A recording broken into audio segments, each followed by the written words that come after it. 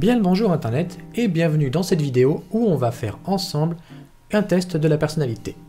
Alors qu'est-ce que j'entends par test de la personnalité? Sur le site mareussite.com, il y a une définition telle que un test de personnalité, ou pour lui donner son nom plus scientifique, un bilan de personnalité, est une série de questions qui permet d'identifier les préférences de comportement, de réflexion et de motivation liées à la personnalité. Qu'est-ce que la personnalité? Continue l'article. La personnalité est un ensemble de caractéristiques que possède une personne. J'étais ce matin sur un forum de Facebook et quelqu'un a partagé un lien qui s'appelle, je vous le mets en description, qui s'appelle 16personalities.com. C'est un site où l'on teste par l'intermédiaire de questions notre personnalité et à la fin on a un résultat pour savoir qu'est-ce qu'on est tel ou un tel. Alors bien sûr les psychologues vous diront faites attention puisqu'en fait c'est plutôt du divertissement plutôt qu'un réel test scientifique prouvé et psychologique. Mais vous pouvez le passer, puisqu'en fait, ce qui est intéressant, c'est de pouvoir aussi se poser de bonnes réflexions. Ils vont nous poser plusieurs questions. Ce test, je ne l'ai pas fait, on va voir comment ça va se gérer. Moi, personnellement, ce que j'attends, pas forcément grand-chose, puisque durant ma période d'adolescence, j'ai déjà fait ce genre de test il y a très longtemps, et souvent, on nous brosse dans le sens du poil. On dit toujours des trucs positifs. On va pas vous dire genre « Ah, t'es débile !» Non, on va toujours vous dire « Ah oui, vous êtes performant un tel, vous êtes brillant, machin bidule, vos compétences, nanana, etc. » Donc le résultat pour moi n'importe peu, le principal c'est juste qu'on va nous poser des questions, on va se remettre en question sur certains points, j'espère pour l'instant, donc on y va directement sur le site. Donc nous voici sur le site qui s'appelle 16personalities.com, et bien sûr il est en français. Alors il commence par la première page, nos lecteurs disent que le test de 16 personalities est si exact qu'il fait un peu peur. Bon, on va voir si ça fait peur. On peut passer le test, on peut voir aussi les types de personnalités, on peut les contacter. Alors, moi ce qui m'intéresse aussi c'est de voir... je pense que 16 personnalités, ils ont pris 16 types de personnalités, et j'ai envie d'abord de les voir, qu'est-ce qui se passe. Les analystes, les diplomates, les sentinelles, les explorateurs. Donc en fait, il y a 4 catégories avec 4 personnes. Alors ce que je vous conseille aussi, ce serait intéressant de savoir, avant de faire ce test, c'est où est-ce que vous pensez vous placer entre les 16 personnes. Alors moi, je vais le faire pour moi. Alors, est-ce que je suis analyste, architecte, penseur imaginatif et stratège? Non, je suis pas du tout en stratégie. Logicien, inventeur, tâté, non, pas du tout. Je suis pas du tout commandant ni innovateur, je n'innove rien du tout. Est-ce que je suis diplomate? Peut-être. Avocat? Non, je suis pas. C'est pas pour mon type. Médiateur, personne poétique? Oui, ça peut être poétique, gentil, altruiste. Est-ce que je suis altruiste? Je sais pas. Qui sont toujours prêtes à soutenir une bonne cause. Ça peut être intéressant. Est-ce que je suis protagoniste, leader charismatique et inspirant? Je ne pense pas. Est-ce que je suis inspirateur, esprit libre et enthousiaste, créatif et social? Créatif, oui. Enthousiaste, oui. Social, on verra. Les sentinelles, logisticien, individu pragmatique, non. Défenseur, protecteur très dévoué et chaleureux. Peut-être défenseur, ouais. Directeur, alors je suis pas du tout directeur, ça c'est sûr. Consul, personne extraordinairement attentionnée, sociable et populaire. Toujours prêt à aider les autres. Qu'est-ce qu'il y a d'autre? Ouais, celui-là me botte aussi, consul. Virtuose. Expérimentateur hardi. Bref, nous. Aventurier, artiste flexible et charmant. Toujours prêt à explorer, peut-être aventurier, entrepreneur non, et amuseur, ouais. C'est vrai qu'il y a plusieurs catégories où je me verrais, alors, personnellement. Moi, je me verrais bien plutôt dans un ordre, si j'en donne 3 ou 4. Consul, peut-être, ouais. Amuseur, pas forcément. Aventurier, ouais. Et il y en avait un autre, attends. Peut-être médiateur. Je suis la fille blonde avec les petits papillons et la fleur. Ouais. Donc proms, on verra le résultat. Justement, c'est intéressant de voir comment on se voit et comment on est à la fin. Consul, voilà. Je me verrai plutôt consul. Je suis attentionné, j'espère, sociable et populaire. Bon, toujours prêt à aider les autres. Surtout, en fait, c'est toujours prêt à aider les autres. Je pense que c'est ça qui me met la puce à l'oreille. Alors, sans tarder, on va sur le test des personnalités. Il dure 12 minutes. Il faut répondre avec honnêteté, même si vous n'aimez pas la réponse. D'accord. Et essayer de ne pas laisser de réponse neutre. On nous propose effectivement une échelle de valeur entre d'accord, neutre et pas d'accord. C'est une échelle visuelle analogique. Que vous dire? Ouais, en fait, quand on dit répondre avec honnêteté, ça donne une directive, pourquoi pas. Bon, bah, on influence un petit peu l'élément pour dire allez, faut y aller quoi. Dans 12 minutes. Accordez-moi 12 minutes, allez faire les tests et on mettez dans les commentaires, vous, qu'est-ce qui en ressort, en tout cas de ce test. Alors, on va partir sur des choses assez personnelles. Je suppose que personnalité, on va répondre quand même à des questions assez. C'est même pas des questions en fait, c'est des affirmations assez personnelles. Bon, on y va. Vous avez des difficultés à vous présenter à d'autres personnes? Oui, ça dépend en fait de contexte. Souvent, je suis assez introverti, ce qui paraît un peu bizarre, mais je suis tout à fait introverti, parce que là, je parle à la caméra, mais quand il s'agit de parler devant tout le monde, j'ai un peu plus de mal.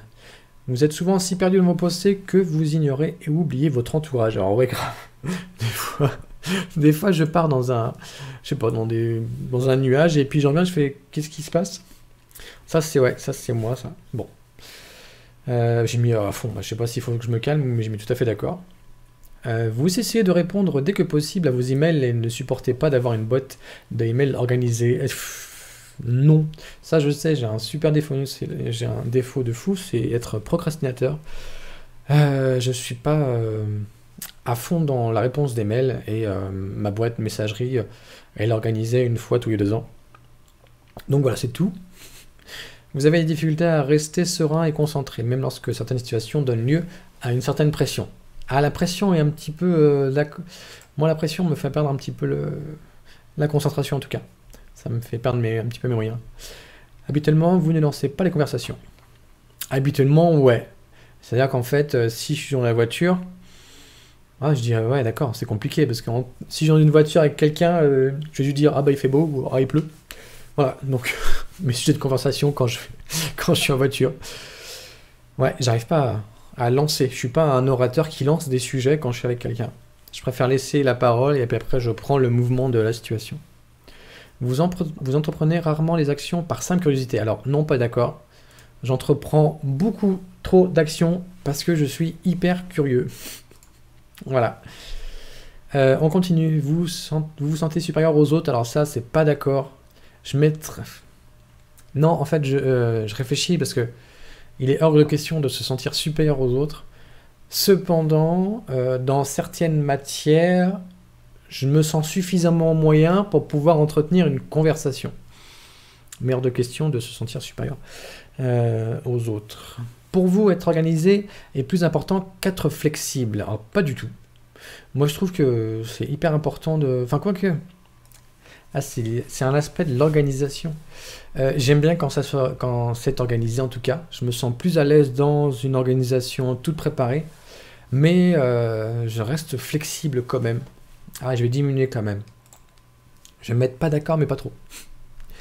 Vous êtes généralement très motivé et plein d'énergie. Alors oui, ça dépend ce que je fais, ça dépend du temps que je consacre. Comme je fais beaucoup de choses, ça dépend quand je suis fatigué, j'ai plus de motivation, il y a des moments où je suis au bas de la vague, et dans ces cas-là, je suis pas du tout plein d'énergie et je suis pas du tout motivé, donc je fais pas grand-chose à part naviguer sur YouTube et jouer à des jeux.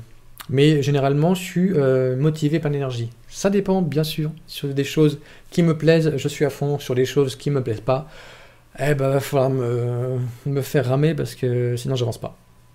Gagner un débat vous importe moins que d'avoir la certitude que personne n'est contrarié.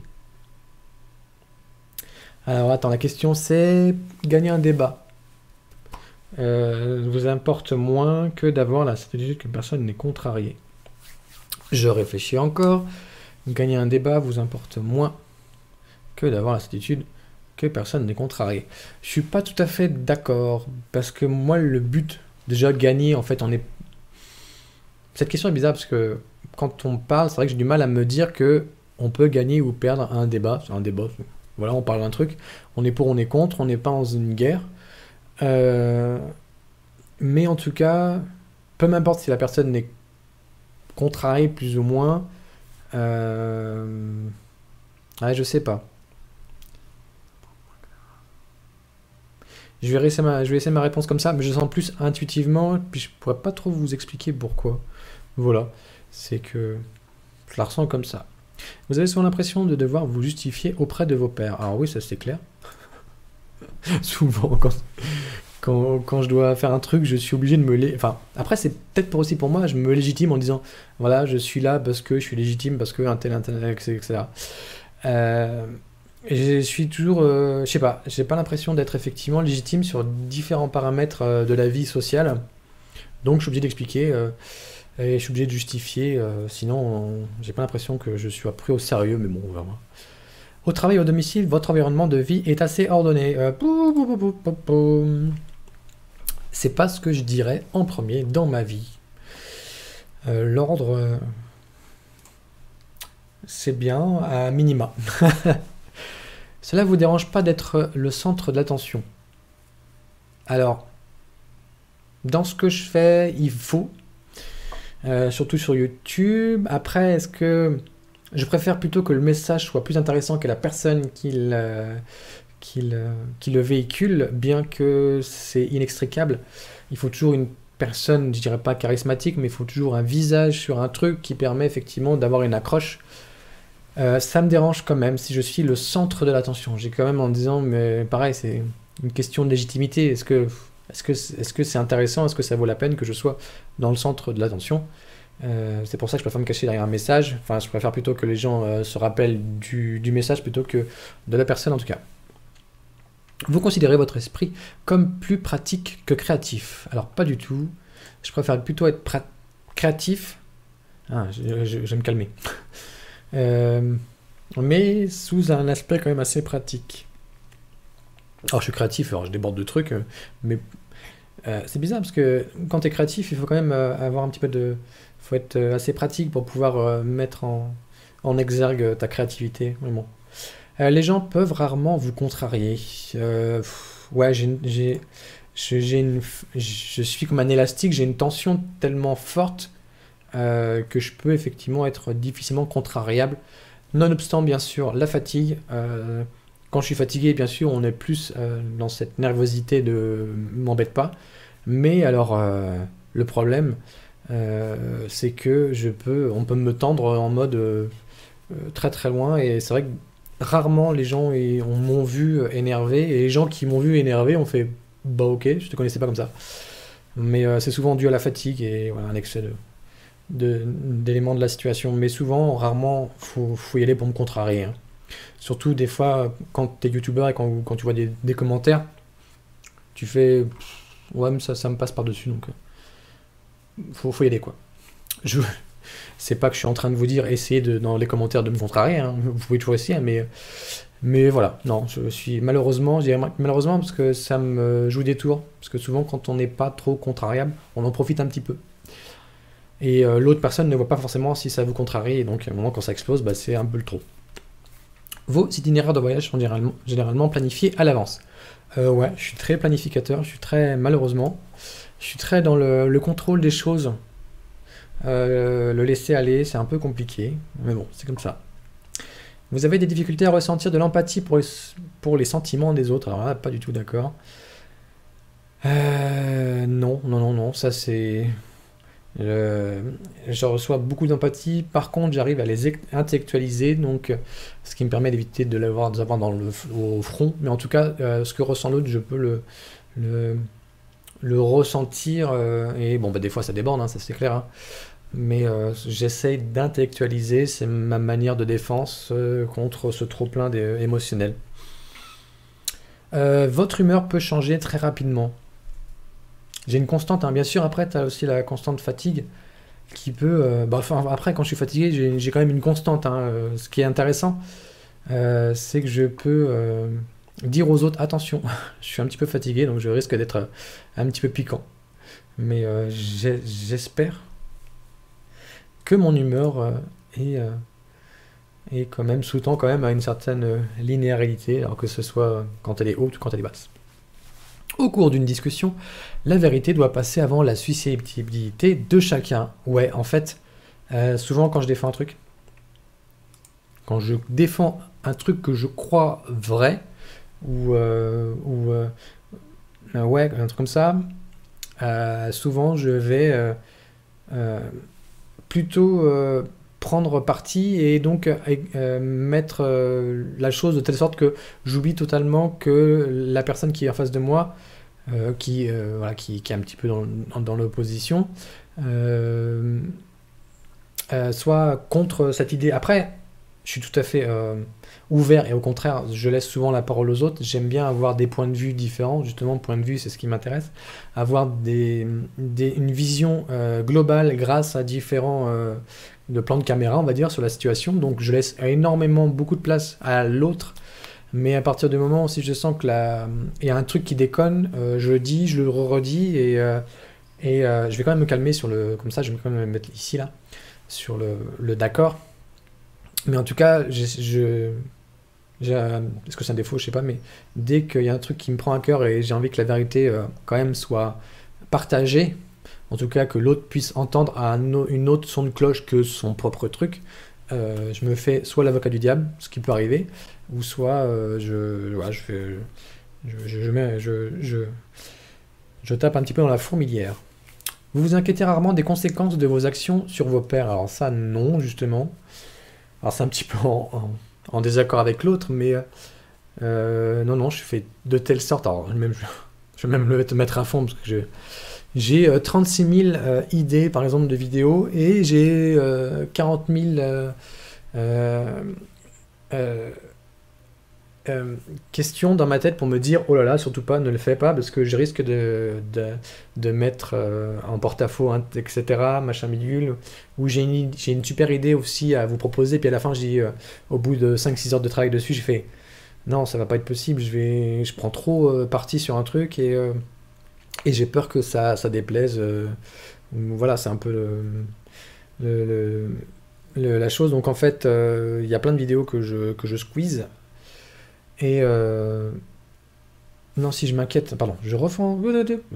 Attends, vous vous inquiétez rarement des conséquences.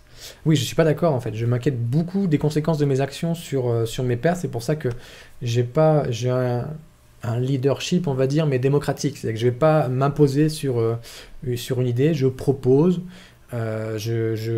J'entends aussi les pour, les contre, je me remets en question, mais tout ce que je fais, je m'inquiète des conséquences sur ce que je fais. Voilà, j'essaie au maximum. Votre style de travail s'approche plus de pics d'énergie aléatoires que d'une approche méthodique et organisée. Ouais, un petit peu quand même.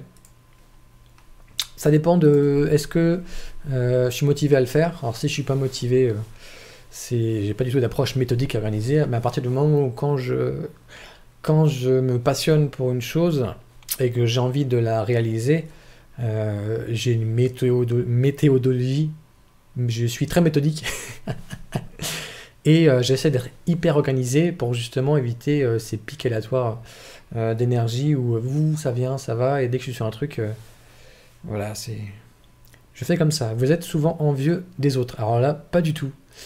Pas du tout, parce que souvent... les réflexions que je vois, que ce soit dans les groupes sociaux, etc., je me dis, il y a quand même un gros décalage avec la réflexion que j'ai et la réflexion des autres. Et je me dis, par rapport même aux gens qui sont hyper cultivés, avec une capacité cognitive hyper importante, ou même l'inverse, je me dis, mais heureusement que je ne suis pas comme ça. Il y a peu de personnes où je suis pas envieux, mais admiratif. Et même... est-ce que aussi dans cette question, c'est aussi la question, est-ce que vous êtes envieux, par exemple, si quelqu'un a un PC plus grand, si quelqu'un a une voiture beaucoup plus belle, ou une maison plus belle? Non, pas du tout, j'ai pas du tout ce défaut de jalousie. J'ai deux choses que j'ai pas du tout, c'est effectivement la jalousie sur quelque chose sur un objet matériel ou une situation ou un truc comme ça d'une personne. Et aussi l'autre, c'est que j'ai pas du tout ce système de remords en me disant, ça n'a rien à voir, je divague, je diverge.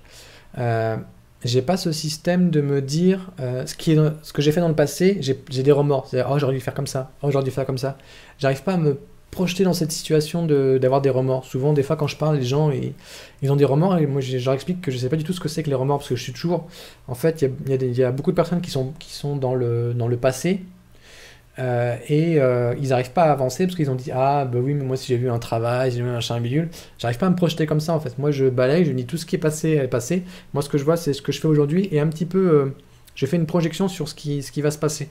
C'est comme ça que j'avance. Bon, bref, c'est pour vous dire que être envieux, ça dépend. euh, Peut-être la richesse de culture de certaines personnes. Je suis un petit peu envieux, ouais, effectivement, de des gens qui sont élitistes dans un domaine. Je trouve ça envieux, admiratif. J'arrive pas à arriver à me dire que on peut être envieux de quelqu'un. Après, c'est de la jalousie, c'est ça? Dites-moi dans les commentaires si j'ai bien compris la question, mais en tout cas, moi, je suis pas du tout quelqu'un qui est envieux par rapport aux autres. Un livre ou un jeu vidéo de qualité sont souvent mieux qu'une soirée mondaine. Alors oui. Oui, tout à fait.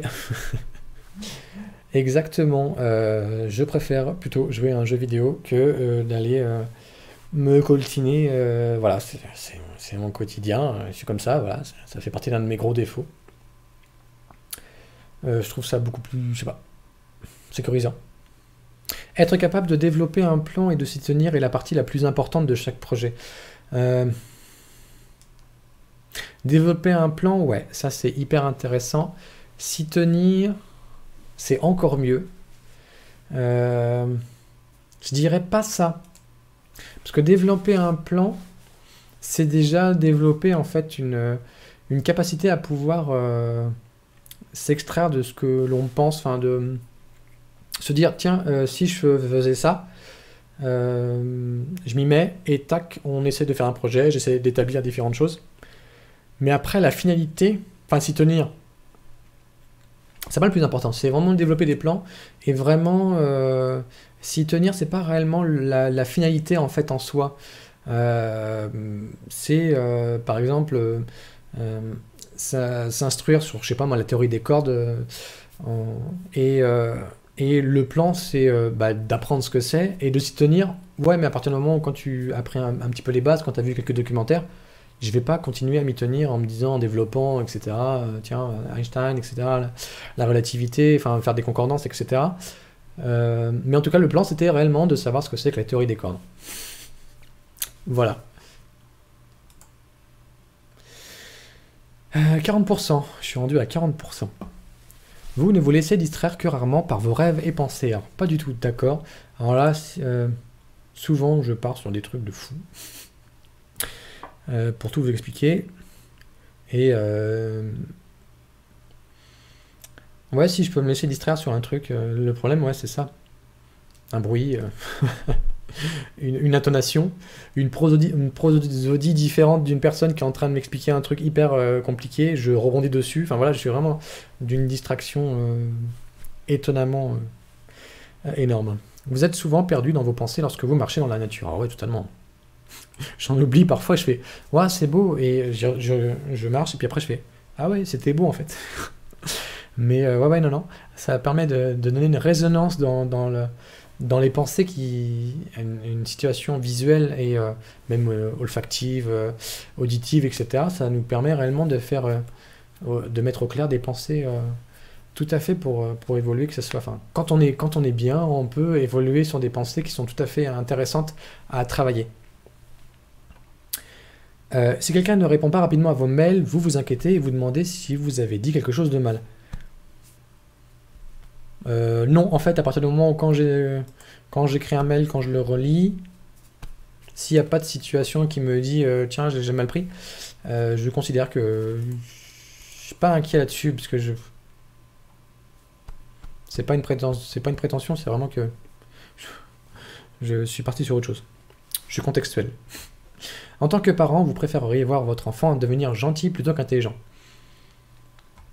Ouais, je suis d'accord. Alors ça, tout le monde va dire je suis d'accord, mais parce qu'en fait, l'intelligence ne donne pas ce côté de gentillesse, ou en tout cas ce côté empathique.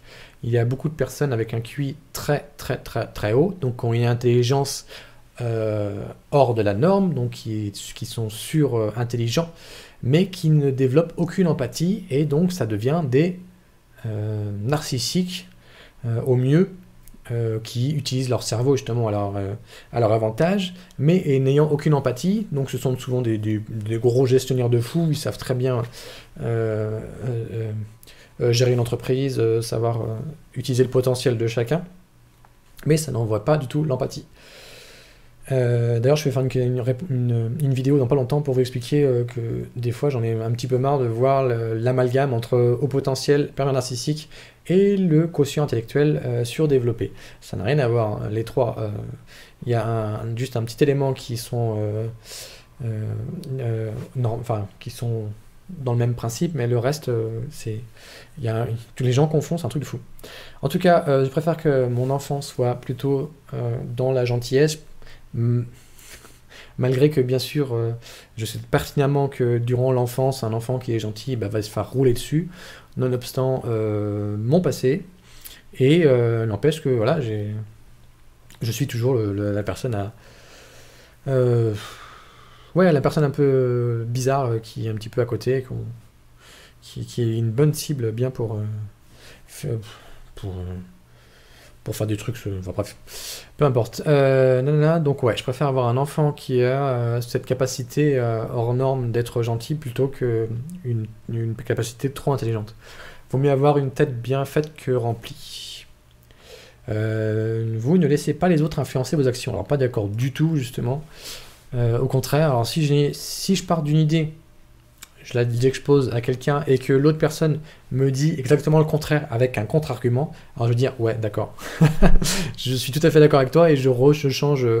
Des fois, on peut croire que je change ma veste de côté de ma veste, mais pas du tout en fait. C'est que vraiment, avec toutes les données que j'ai emmagasinées et qu'il y a un élément que j'avais pas vu, justement, il y a un éclairage qui est différent de ce que je pensais, mais je trouve ça hyper intéressant, et souvent, ouais, je vais me laisser influencer par l'autre, mais de ce type de choses. Après, quand c'est trop gros, je vais pas me laisser influencer, je l'ai été un petit peu il y a quelques temps, mais si quelqu'un essaie de m'influencer en détriment de mes valeurs, là, je vais quand même tilter.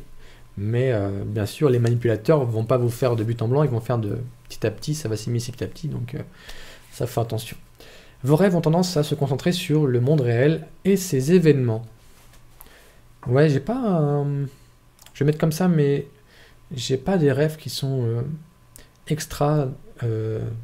qui sont extraordinaires, c'est qui sont à l'extérieur de l'ordinaire. Je suis pas dans les mondes féeriques de Narnia ou trucs comme ça. Il vous faut peu de temps pour vous impliquer dans les activités sociales de votre nouveau lieu de travail. Alors ouais, le problème c'est que je suis... alors pour pas reprendre une expression qu'on prend pour les pervers narcissiques, je suis un petit peu un caméléon en fait, c'est que je m'adapte même beaucoup trop vite sur un nouveau lieu de travail, sur une activité, sur quelque chose que je ne connaissais pas, que je découvre et qui m'intéresse énormément. J'ai une plasticité justement dans ce type de choses, et je dirais malheureusement parce que ça m'entraîne effectivement le fait de la question ultérieure, que je sois aussi malléable sur des situations où les gens vont m'expliquer un truc et je vais faire ah ouais ça c'est ça, et puis je vais prendre parti quoi. Et des fois il m'est arrivé d'avoir pris parti justement un peu trop avec véhémence alors qu'il n'y avait pas du tout lieu d'être. Vous êtes plus du genre à improviser naturellement qu'à tout planifier minutieusement. Ah ouais, on sait que malheureusement, c'est en sous-jacent avec la procrastination. C'est que si je m'étais mis un objectif, un but hier, et que ce matin je me réveille avec un autre but, tout s'efface et je fais le truc qui m'est pris dans la tête à l'instant, quoi. Donc planifier, non, j'arrive de moins en moins, je sais pas pourquoi. Alors est-ce que c'est bien ou est-ce que c'est pas bien? Mais je n'arrive plus à planifier les choses avec minutie. Vos émotions vous contrôlent plus que vous ne les contrôlez. Je sais pas. Je sais pas ce que c'est la norme de l'émotion en fait. Une personne hypersensible va me dire que j'arrive à contrôler mes émotions de fou. Une personne dans la normale va me dire que j'ai des émotions un peu trop exacerbées. Je sais pas. J'essaie de contrôler mes émotions. Après, ça me traverse, ça c'est sûr. J'essaie de les intellectualiser. Ça marche pas. En tout cas, comme je suis introverti, c'est ma seule technique. Après, je le fais aussi par émotion, en fait. Toutes les choses que je fais, c'est vraiment... ça part d'une émotion plutôt que d'un truc, un truc qui me tient à cœur et c'est parti, quoi. Vous appréciez d'aller dans les soirées déguisées ou de participer à des jeux de rôle? Alors, j'adore participer à des jeux de rôle quand ce sont dans des jeux vidéo, assis avec un micro, un casque, jouer RP. D'ailleurs, je suis passé dans une vidéo en intro de l'Inquétéracide où je faisais un vieux, enfin voilà, j'étais en train de jouer un vieux qui avec un pistolet qui s'amusait avec un pistolet à insuline, et donc voilà. J'aime bien ce genre de situation où je joue à des jeux de rôle. Moi, ce que j'adore. D'ailleurs, je suis sur Twitch et des fois, j'aime bien participer à des choses, effectivement, où il y a des jeux de rôle. Après, des soirées déguisées, ouais, c'est rigolo. Mais ouais, il y a un contact social, ok. Vous passez souvent du temps à explorer les idées irréalistes et irréalisables, mais aussi intrigantes. Ouais, grave. Vous passez souvent du temps à explorer les idées irréalistes, pardon, et irréalisables, mais aussi intrigantes. Ouais, je tape dans les idées comme ça, et jusqu'à temps que je me dis, tiens, c'est possible, c'est réalisable. Je tape dans le fait de me dire, par exemple, il y a quelques années, j'ai un appareil photo, tiens, on peut faire des vidéos, ça c'est cool. Et je tape dans l'irréaliste, parce que je n'aurais pas du tout à faire ça. Et l'irréalisable, et petit à petit, ce qui devient irréaliste et irréalisable, quand on se donne les moyens, ça devient réaliste et réalisable. Après, dans le domaine, bien sûr, du possible. Vous préféreriez improviser que passer du temps sur la construction d'un plan détaillé? Alors, quand je bosse, par exemple, sur la chaîne, je développe un thème, je l'écris un petit peu, ça dépend, et je laisse aussi un petit peu de place à l'impro sur l'instant, donc je préfère improviser, ouais, c'est clair, mais j'ai pas du tout la capacité à pouvoir improviser, à faire des longues phrases en maintenant la hype. Préférer improviser que passer du temps. Bah, ouais, ce serait bien. Moi, ça me permettrait, si j'avais ça, d'aller beaucoup plus vite dans mes propos, etc. Alors, vous êtes une personne relativement calme et réservée. Alors oui, tout à fait. Je suis relativement calme et réservé. Ça peut se voir... Je vais me jeter des fleurs, mais... Ça peut se voir... là, c'est en fait une question où il faut mettre dans un contexte. Je suis relativement calme, c'est clair. Et réservé, oui, oulala, bien sûr, je suis tout à fait réservé. Le contexte, c'est aussi, est-ce que dans une situation... Bon, j'extrapole, hein, je sais pertinemment aussi, il y a peu de temps, que je sais que dans une situation d'urgence vitale de notre personne, etc., je suis aussi relativement très calme. Mais mon côté réservé s'estompe et je sais prendre le dessus là-dessus. Ouais, c'est pour ça que je suis tout à fait au clair avec cette question. Mais oui, je suis plutôt calme et réservé. Même quand, dans mes vidéos, des fois, il m'est arrivé de m'énerver. J'étais énervé, alors ça se voit un petit peu, par exemple, dans la vidéo, où je reprends une vidéo d'une personne qui se dit pervers narcissique. Et donc là, j'étais énervé. Vous voyez le degré d'énervement que je puis avoir. Si vous avez une entreprise, vous trouveriez difficile de licencier les employés loyaux mais qui n'atteignent pas leur objectif. Oh ouais, c'est un truc de fou ça. Déjà, être entrepreneur, c'est se dire, vache, c'est une sacrée responsabilité. C'est un truc de fou. C'est, oui, effectivement, très difficile de licencier quelqu'un. Bah ouais, enfin, je serais plus dans l'aide, en fait, pour me dire, va falloir qu'on trouve une solution, quoi. Est-ce que je veux bien donner du mien?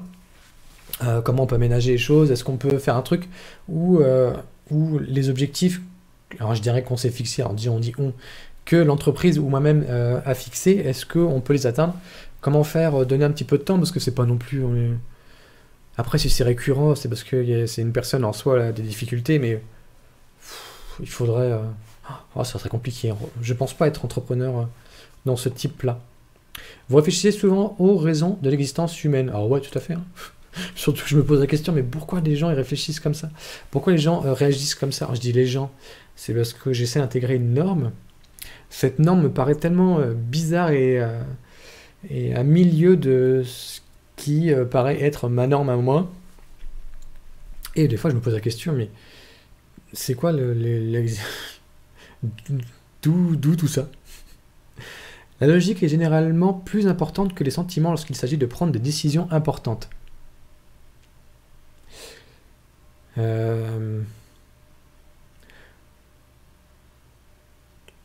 Les sentiments, c'est quand même hyper important pour prendre une décision. Après, il faut quand même avoir une certaine logique. C'est ce qui nous sauve en fait sur la prise de décision importante. Parce que sinon on fait des erreurs. On fait des grosses erreurs. Ça, je l'ai appris à mes dépens, mais comme j'ai appris à mes dépens, je peux affirmer que maintenant je suis plutôt logique sur ce système, plutôt que je fais partie d'une impulsion de sentiments pour prendre une décision, malgré que c'est quand même assez sous-jacent. Ouais, pour moi, je préfère être plus logique que plus être dans le sentiment. Par exemple, dans un film, souvent on met en situation un héros qui soit va sauver le monde, enfin, il a deux choix. Soit il doit sauver le monde, ou soit il doit sauver la femme qu'il aime, ou alors plutôt inverse. Soit il doit tuer 10 personnes, ou soit il doit sauver, enfin, il doit tuer, enfin bref. Dans ces cas-là, je préfère avoir une réflexion logique en me disant il vaut mieux aller sauver un maximum de personnes. Voilà, c'est peut-être pas cool comme raisonnement, mais moi j'ai plutôt une situation logique en me disant voilà. Mais bon, bien sûr, heureusement dans la vie, j'ai pas du tout à faire ce genre de choix. Il est plus important de maintenir un choix de possibilités ouvertes plutôt que d'avoir une liste de choses à faire. Ah ouais. Ah ouais. Laissez-vous le choix. Alors je vais peut-être à l'encontre des différentes vidéos peut-être que vous avez vues sur internet ou de votre propre réflexion, mais il faut se lécher léchons-nous le choix et la possibilité. L'ouverture surtout. L'ouverture pour moi c'est le summum de l'intelligence. Ça nous permet d'entrevoir des choses différentes de ce que l'on vit nous. Et c'est ce qui est à l'antipode, par exemple, des gens hyper racistes. Bon, c'est vrai que peut-être je fais un amalgame, mais pour moi, il faut cesser le choix des possibilités, une ouverture,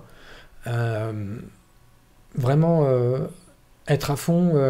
Après, il faut avoir une liste de choses à faire, parce qu'il y a des impératifs, effectivement, malheureusement. Mais dans certains domaines, il faut savoir aussi... faut être hyper open, et les gens hyper open, c'est les gens hyper plus enfin, c'est des gens où quand on a une conversation avec eux, on sent cette ouverture, on sent que on a l'impression qu'ils s'intéressent tellement à nous que on est le centre du monde avec cette personne là. Mais ouais, non, le choix des possibles, c'est hyper intéressant, important aussi. Si vos amis sont vraiment tristes à propos d'une situation, vous êtes plus susceptible de leur offrir un soutien émotionnel que de leur suggérer des solutions aux problèmes. Alors là, je vais être peut-être un peu brusque et franc. Ouais, je vais offrir un soutien émotionnel, bien qu'au long terme, ça soit pas réellement salvateur pour la personne, mais suggérer des solutions aux problèmes. Je trouve qu'on n'est pas là pour donner une solution à une personne qui est en difficulté. Alors bien sûr, ça dépend de la difficulté. Une extrême difficulté qui peut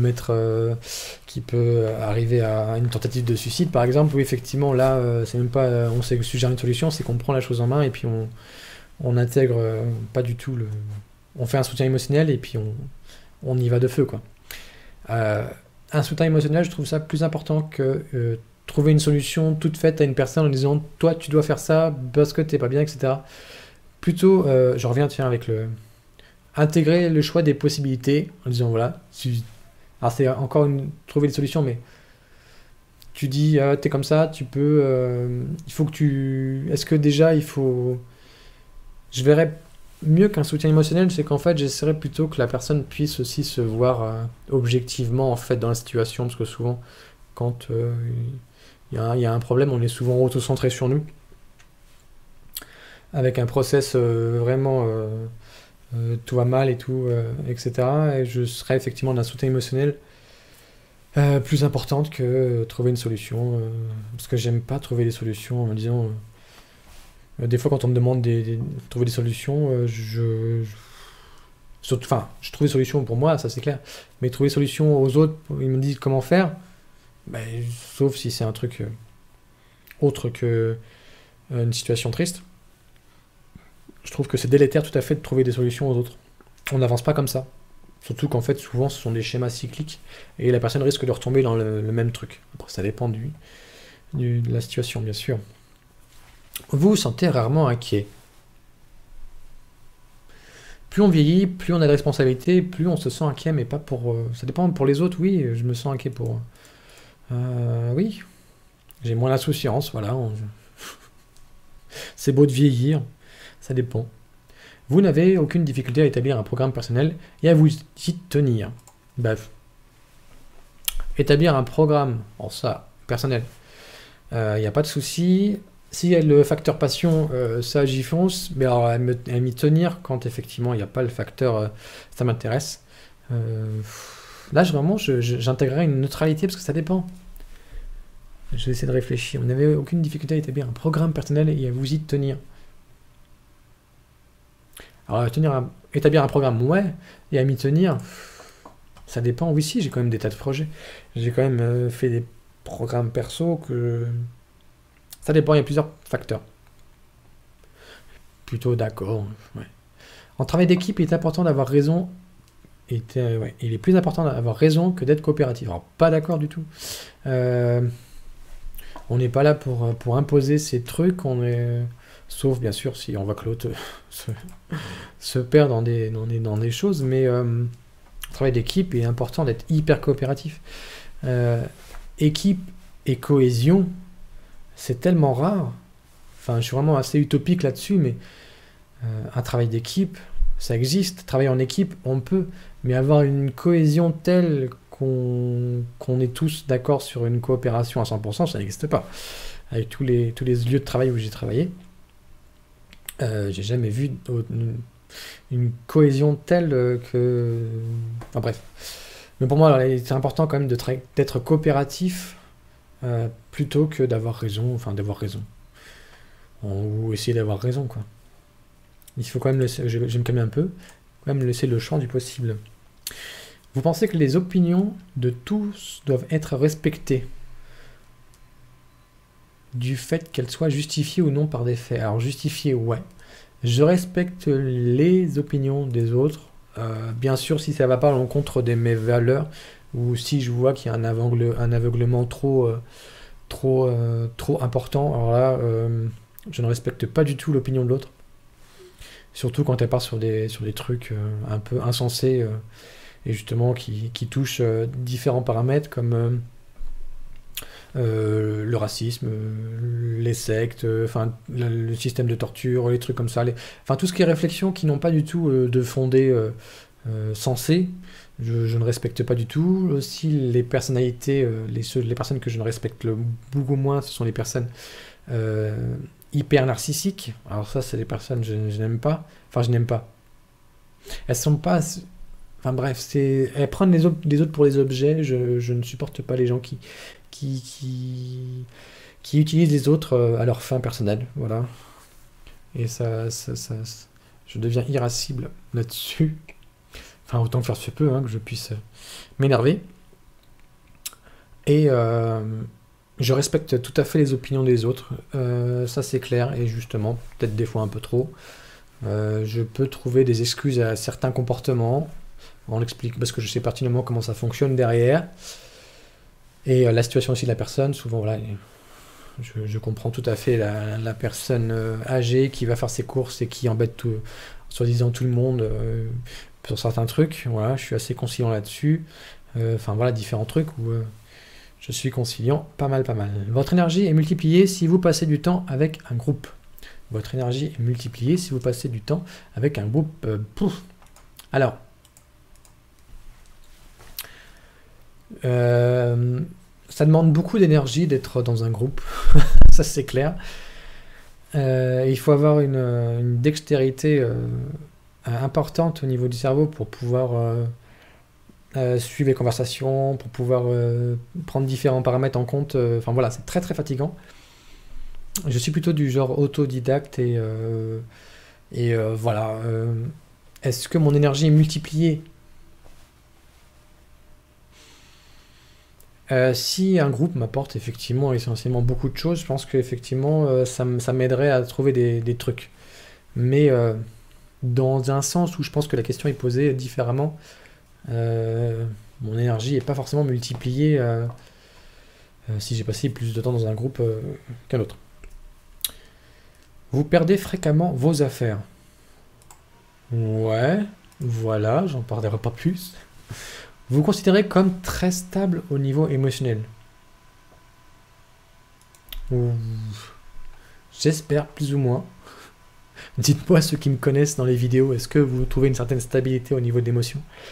J'essaye, plus ou moins. Votre esprit regorge constamment d'idées et de plans à explorer. Alors oui, bien sûr, un peu trop. Des trucs faisables et des trucs non faisables, bien sûr. Mais en tout cas, ouais, il y a plein de choses qui me titillent, me turlupinent, mais j'ai plein de trucs encore à explorer, quoi. Vous ne vous considérez pas comme un rêveur ou une rêveuse? Alors pas du tout, malheureusement. Ouais, je laisserai un petit peu le champ du possible. Je suis un grand rêveur. Un utopiste, mais plus ça va, plus le temps passe, et plus je sens que j'ai moins cette insouciance de mes 20 ans. C'est plus dans la réflexion. Mais bon. Vous avez des difficultés à vous détendre lorsque vous parlez devant de nombreuses personnes. Ouais. Et c'est par phase.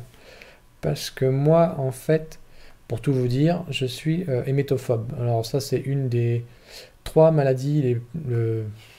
Est-ce que c'est... Oui, c'est pathologique. Enfin, en tout cas, voilà, moi, ça se traduit comme ça, au niveau social. Bon, c'est comme ça, c'est la vie. Je vous laisse regarder sur Google ce que c'est que l'hémétophobie. En tout cas, c'est le number 3 des phobies classées au niveau mondialement. Et voilà, c'est par vague en fait. Et j'ai des difficultés à me détendre, ouais. Après, s'il faut parler d'un sujet que je maîtrise, ça va, j'arrive quand même à me focus sur ça, mais effectivement, je suis pas très à l'aise. Après, je le fais, après c'est par période. Des fois, je peux faire, je sais très bien que j'ai déjà animé des trucs, enfin des machins, des bidules devant 200 personnes, mais c'est par période. Généralement, vous vous fiez davantage à votre expérience qu'à votre imagination. Voilà. L'expérience est hyper importante. Ça donne un savoir et on évite autant que faire se peut l'ignorance, qui est un fléau mondial pour moi. Après, je me fie à l'expérience. C'est important dans les vidéos, par exemple, mais il y a quand même une part d'imagination. Alors, je n'ai pas envie de répondre à un autre parce que ça sous-tend, mais je me fie un tout petit peu à l'expérience, enfin, dans l'échelle. Beaucoup plus à l'expérience, mais je laisse une part à l'imagination. Voilà. Vous vous souciez trop de ce que pensent les gens. Alors, ça dépend. Ce que pensent les gens de ce que je suis et ce que je fais, je suis pas soucieux. Je suis pas soucieux. C'est pas une grosse prétention, c'est juste que socialement, c'est compliqué d'extrapoler sur des choses qui peuvent devenir anxiogènes, quoi. Après, je fais attention, bien sûr. Après, j'ai des codes à respecter, j'ai compris dans la norme. Mais je me soucie ce que les gens pensent. Ça dépend dans quel sujet. Oui, je me soucie quand même un petit peu de ce que pensent les gens. C'est pour ça que j'ai fait une chaîne pour partager quelques situations, quelques réflexions. Après, je ne me soucie pas de ce que pensent les gens de moi. C'est pas que je suis plus haut, c'est que j'ai pas cette conception de me dire je suis intéressant. C'est à partir du moment si on se sent même un petit peu intéressant, c'est-à-dire qu'en fait on considère que la l'autre peut penser à nous. Mais voilà, je pense que c'est plutôt dans l'inverse exact. Si la pièce est remplie de monde, vous restez près des murs et évitez le centre. Ouais, qu'est-ce que je fasse foutre? Qu'est-ce que je foutre au centre? Ouais. Moi je suis plus m'asseoir près de la porte de sortie. 92%, on y est presque. vous avez tendance à tout remettre à plus tard jusqu'à ce qu'il n'y reste plus assez de temps à tout faire. Alors, moi, je suis en fait ce qu'on pourrait résumer à procrastinateur, ça c'est clair. Ce qui est bien, ce qui est pas bien, mais je considère que je suis comme ça et que... Est-ce qu'il y a une fatalité? Je sais pas. Est-ce que je le vis bien suffisamment pour vous dire que je l'assume totalement de faire ce comportement? Bien que la norme veut qu'on fasse pas ça, mais bon, il y a quand même une certaine... ce qui est intéressant, c'est aux abords effectivement du temps qui est imparti, qu'on a un peu de temps à faire une chose, on met tout notre possible, notre éveil intellectuel pour pouvoir aller à fond sur le machin. Ça, c'est intéressant, ça. Vous vous sentez très anxieux dans les situations stressantes. Ouais. Ouais. Voilà, je sais pas quoi dire d'autre. Vous croyez qu'il est plus gratifiant d'être apprécié par les autres que d'être puissant? Alors, la puissance, ça ne m'intéresse pas. Je suis pas là pour pisser plus loin que les autres. Est-ce que c'est plus gratifiant d'être apprécié? Oui, grave. Je pense que dans la question, on essaie de mettre en sous-jacement, ça n'existe pas, soit on est empathique et on apprécie les gens, ou soit on est un petit peu effectivement narcissique et on est plus dans la puissance, dans la maîtrise de ce qu'on fait de les autres. Moi, je préfère plutôt, dans ces cas-là, être apprécié et plutôt que d'être puissant, bien que les deux m'incombent pas du tout. Vous avez toujours été intéressé par les sujets ambigus et atypiques. Les livres, les arts, les films indépendants. Ouais, oui. Bien que j'aime bien aussi tout ce que les gens apprécient dans une globalité. Dans les films, tout ce qui est Star Wars, c'est dans les anneaux, enfin tout ce qui est aventure, etc. Mais j'ai vu aussi des films assez ambigus et atypiques qui posent question. Par exemple, c'est 120 jours Sodome ou les 120 jours de Gomorrhe, ou un truc comme ça, où ce sont des films qui sont assez atypiques, où ça pique un petit peu, ou Coup de Transpotting, enfin des films qui sont assez hors des normes des choses, ou même des films, je pense que vous avez vu, ou N'oublie jamais, ou Une bouteille à la mer. Bon, c'est des films que vous connaissez plus, mais voilà, des choses où, à la fin du film, ça change un petit peu de la norme construite des films, des héros, etc. Vous prenez souvent l'initiative dans les situations sociales. Alors, oui, je prends les initiatives. Cependant, mes initiatives ne sont pas comprises la plupart du temps et j'essaie de me freiner là-dessus parce que dans le monde du travail, il y a des normes du monde du travail que j'ai dû apprendre, voilà, et il faut faire ça, oui. Vous prenez souvent l'initiative dans les situations sociales. Je prends beaucoup d'initiatives. Après, j'ai appris aussi à me référer pour éviter que ça soit de l'initiative et que les gens le prennent mal, en tout cas. Voilà. Il faut que je diffère cette initiativité, à moins que ça soit juste... s'il n'y a pas d'impact, je le fais parce que voilà, c'est mon tempérament, mais sinon, je me freine un petit peu là-dessus. Résultat, ah bah, je suis un médiateur, d'accord. J'avais choisi quoi? Je vais retourner dans les types de personnalités. Voilà, que je ne perde pas la page. J'avais dit que j'étais... Alors attendez, c'est là. J'avais pas choisi un truc comme... Si, je pensais être consul, c'est ça? Consul, je sais plus, aventurier, amuseur. Et j'avais pris aussi médiateur, c'est ça? Ouais, d'accord, c'était mon troisième choix. Alors, je suis... alors, les résultats que vous obtenez, bien sûr, il faut les prendre avec des pincettes. Ce n'est pas un psychologue qui a traité l'information pour vous donner les résultats d'un test réel de personnalité. Mais comme je vous disais, c'est très important que vous puissiez avoir un petit temps où vous vous posez des questions. Alors effectivement, ça dure quelques minutes, la personne dit, mais laissez-vous le temps de réfléchir à chaque chose. Ne répondez pas comme disent les personnes en disant, voilà, en vous pensant plus fort, etc. Je vais mettre ça parce que je me sens hyper... Voilà, c'est hyper égotique. Ça se dit ça? Bref, les résultats qui, pour moi, importent un petit peu beaucoup moins dans cette vidéo, en fait. Mon esprit est introverti à 58%. Oui, c'est ce que je pense. Je suis plutôt intuitif à 77% et 23% observateur. Tiens, je pensais que j'étais plus observateur. Je suis vraiment une personne qui aime bien observer le comportement des gens, etc. Pour pouvoir comprendre. Je suis de nature à sentiment 72%. Bon, je suis un sentimental. Ça, ouais, je suis tout à fait d'accord. Hein, de toute façon, on est d'accord. Hein. Le mal alpha, c'est pas moi. Et oh, heureusement, je suis alors, dans la tacticité, je suis dans la prospection plutôt que le jugement. Alors, qu'est-ce qu'ils appellent prospection? Je vais juste faire un petit tour, hein, parce que je veux bien, des fois, j'aime bien aussi chercher des mots qui sont hyper simples, mais d'avoir une signification. Fait de chercher des clients éventuels, fait de prospecter un terrain. Je sais pas ce que veut dire. Même si c'est dans le commerce, ça, je sais la prospection. Est-ce qu'il y a une autre... Oui, j'accepte les cookies, c'est chiant les cookies maintenant. C'est bon les cookies, mais là c'est chiant sur internet. J'accepte, voilà. Action de prospecter un terrain. Exploration méthodique d'un lieu pour trouver quelque chose ou quelqu'un. C'est plutôt peut-être dans ce sens-là. C'est une exploration méthodique d'un lieu ou trouver quelque chose ou quelqu'un. Est-ce que c'est ça? Bon, en tout cas, je suis dans la prospection, plutôt que dans le jugement.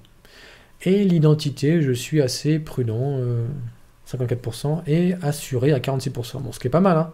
Je pense que j'aurais fait le test il y a 3-4 ans. Au niveau de l'assurance. Il y aura que la Matmut hein, qui m'aurait assuré. Hein. Mais au niveau d'estime de soi, j'ai beaucoup progressé de fou. Ouais, je suis assez prudent. Mais ça, c'est... Je pense que si dans 10 ans, pareil, je me reprojette dans 10 ans, la prudence augmente avec le temps qui passe, bien sûr. Et puis le reste, voilà, je pense que, comme je vous disais au début de la vidéo, on va nous brosser avec un super portrait. Donc médiateur. Alors médiateurs sont des vrais idéalistes qui cherchent toujours un soupçon de bien. Mais même chez les pires personnes, ouais, sauf les narcissiques en puissance. Ou dans les pires événements, ouais, il faut trouver du positif, toujours trouver du positif. Ça, c'est, ouais, on peut dire, oui. Après... C'est un biais cognitif de se voir ça, en fait. J'avais fait une vidéo dessus. L'effet Barnum. Donc on est en plein dedans. Je vous conseille de regarder cette vidéo sur l'effet Barnum. Les médiateurs ont une flamme et une passion intérieure qui peuvent vraiment briller, comme ils ne constituent que 4% de la population. Ouais, mais à partir d'un moment... S'il y a 16 groupes de personnalités... C'est-à-dire, en fait, tu corresponds à peu près à 6% si on fait une moyenne globale. Ouais, le risque de se sentir incompris est malheureusement élevé. Oui, d'accord, oui. Oui, mais... Attention, l'effet Barnum. Effectivement, j'ai une situation où je me sens pas forcément incompris, mais... l'écart d'une norme qui semble couler comme une rivière et que je sens... je n'arrive pas à suivre, réellement. Ouais, j'essaie de m'entourer effectivement avec des personnes qui ont une sensibilité à l'instant T où c'est une situation, enfin, de comment je suis. Bon, bref. Voilà, je pense pas que je lirai plus parce que c'est pas forcément ce qui m'intéresse. Ah, si. Bon, William Shakespeare, médiateur célèbre. Comment ils ont pu savoir alors que c'est une personne qui a vécu au XVIe siècle? Il a dû faire le test à cette époque-là. Tolkien, Björk, Johnny Depp, Julia Roberts, Alicia Kay. Ah, Frodon. Ah bon, bah appelez-moi Frodon. J'ai l'anneau d'ailleurs, je ne sais pas où il est. Je suis, voilà, comme Frodon. Je suis aussi Anne, Fox Mulder. J'étais fan de X-Files quand j'étais adolescent. Amélie Poulain. Ah, je suis Arwen. Donc je suis à la fois Frodon et Arwen. Et voilà. Bon. Hop, je change de caméra. Je me mets en scène numéro 1. Voilà, j'espère que cette vidéo vous a plu. N'hésitez pas à faire le test. Hein, quitte à le faire avant. Bien sûr, je vous le dis à la fin, mais si j'ai oublié de vous le dire avant. Ce que j'ai vu, c'est que je suis à peu près... bon, ce que j'avais pensé au début être médiateur, je ne l'ai pas forcément vu au début. Donc c'est intéressant, effectivement. Comme je vous disais, ça peut-être le faire la 3e fois ou 4e fois. Le plus important, c'est pas le résultat, mais c'est le fait de se poser des questions, de savoir comment on fonctionne. Voilà, moi je vous dis à très vite dans une prochaine vidéo.